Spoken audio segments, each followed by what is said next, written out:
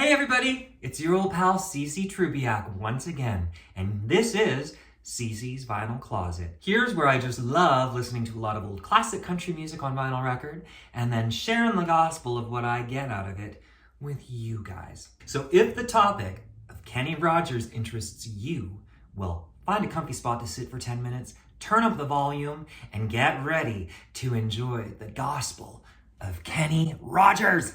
The beautiful Kenneth Ray Rogers, may he rest in peace, was born in August 1938, and he passed away at the age of 81 in March of 2020. And a fact is, he's been one of my top 10 favorite male country singers since I was just a kid. And I've even read his memoir, Luck or Something Like It. And all I can do is encourage other folks read it too. He recounts his early struggles living in the projects, surviving poverty, and listening to his beloved mother, whom he adored. He recounts the early years as a jazz bassist in the Bobby Doyle 3, which disbanded in 1965.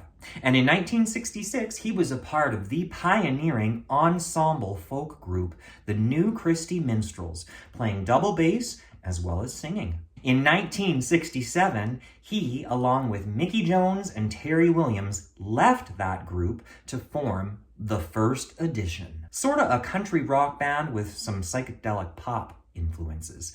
Okay, what? Yes, I'm still talking about the Kenny Rogers, a country legend who has some roots in genres as diverse as jazz, folk, country rock, and even psychedelic pop. Now, before Kenny went on to have the amazing successful solo career that he had, his path was unique from the other typical hard-nosed country artists, and I love his representation of range, including today's particular record. But first, here are just some very quick stats on the music. In my personal vinyl collection, I have what I thought was a healthy number, 9 records. But get this, between 1967 to 1976, Kenny Rogers and The First Edition released 14 studio albums.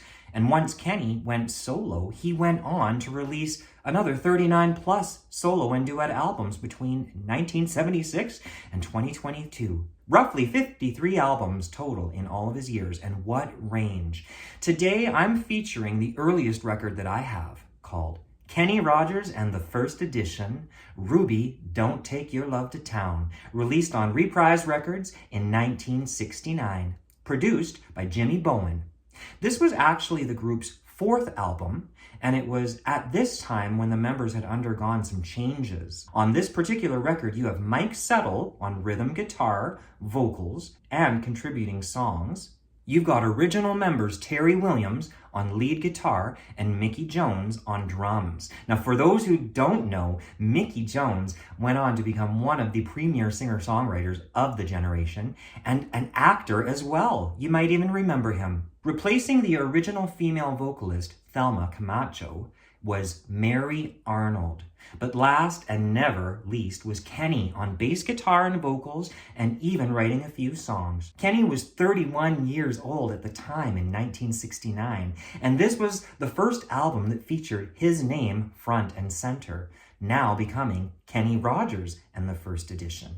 That's the Kenny charisma. With a lot of the album and band details summed up, I can focus on the album itself because there's a lot I could say as a fan of Kenny, but my main objective with this deep dive was to have a better appreciation for this particular phase of Kenny's wonderful career. So where should I begin? I'll start by recognizing this is not a Nashville-sounding country album. It's very much fitting within the country rock genre, certainly with at least half of these songs. Songs like Ruby, Don't Take Your Love to Town, and Reuben James, ones that I'm already familiar with. These fit that mold of classic story songs, narrative tales set to music, and even when Kenny became a bona fide soloist, story songs became an essential part of his success. So let's take a look at Ruby, Don't Take Your Love to Town a little bit closer.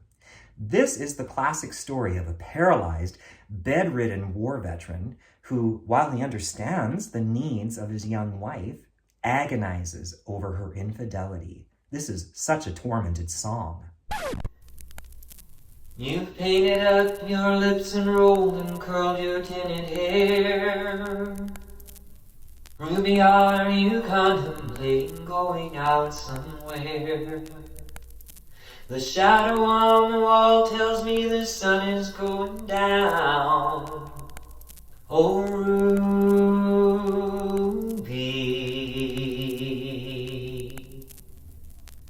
don't take your love to town.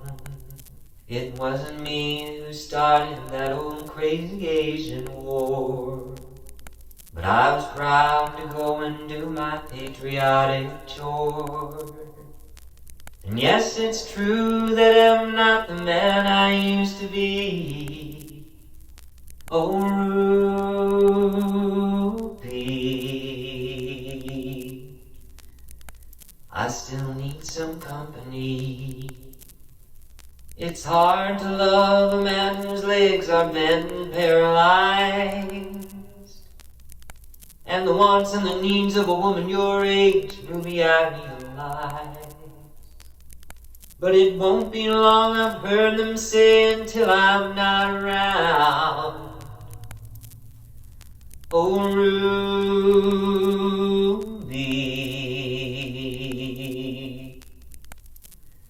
don't take your love to town.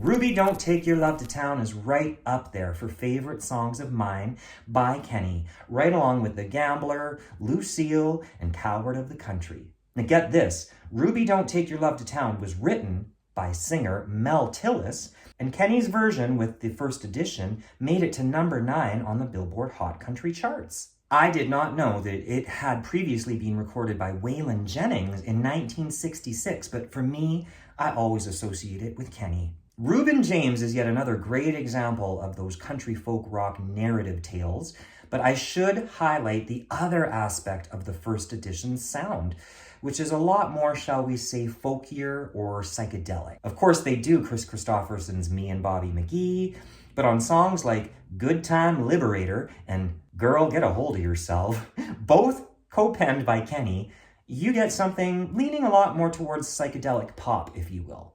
And songs like Listen to the Music and New Design continue a trend on the record of songs with some kind of social statement. So here's a little bit of New Design. Who's that standing over in the corner? Mary's looking for a lucky bird. She went overseas 2 days ago. I hope she doesn't have to find another bird. Some say things are never gonna change. Some say they're gonna get very good. Me, I'm standing in the rain, waiting for a change in the weather. I'm not saying how I think you should be. All I'm saying is, you don't look right to me. I'm gonna try and find a new design. I'm gonna try and find a new design. Overall, the record has been so well worth my exploration. Kenny at this time was bubbling with creative talent. All music was changing in 1969. This album reflects a bit of that. Although dated somewhat and nostalgic, the final song I'd recommend is the Mickey Newberry penned Sunshine, which literally sounds like something John Denver could have done, and I even believe Kenny re-recorded it again later in his solo career. Sunshine, you may find my window, but you won't find me. And sunshine, I've got my friend of darkness here tonight to hide me. So sunshine, as far as I'm concerned, I'm where I want to be. And sunshine, as far as you're concerned, don't be concerned for me. If there's one thing I learned from my exploration into this album that I didn't already know or appreciate about Kenny, is that he holds a very special place among the men and women of country music history. He was an expansive artist, dabbling in various genres, while others rigidly stayed in the same lane. By incorporating multiple genres and achieving success, he became a part of the expanding country music market. Now that wraps up my thoughts on today's installment of CC's Vinyl Closet. You can rest assured I'm going to be looking for more Kenny Rogers albums to listen to and appreciate. But what are your thoughts? Please drop me your thoughts and comments below. And stay tuned for next week's installment of CC's Vinyl Closet. And until then, take care of you and take sweet comfort in the music.